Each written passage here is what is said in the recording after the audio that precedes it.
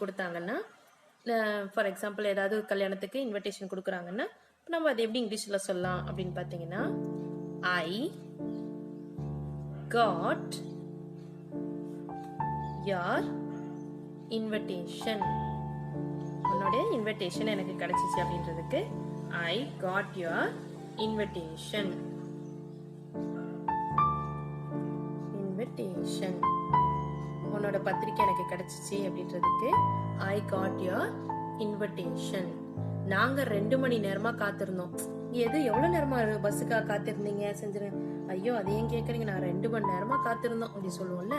So அதை எப்படி இங்கிலீஷ்ல சொல்லலாம் அப்படின்னு பாத்தீங்கன்னா, வி நாங்க அப்படின்றதுக்கு வி, காத்திருந்தோம் அப்படின்றதுக்கு waited. We waited for 2 hours. 2 மணி நேரமா காத்திருந்தோம் அப்படின்றதுக்கு ஃபார் 2 hours. 2 மணி நேரமாக காத்திருந்தோம். ஓகேங்களா? நெக்ஸ்ட், என் மூஞ்சிலே முழிக்காத போயிரு.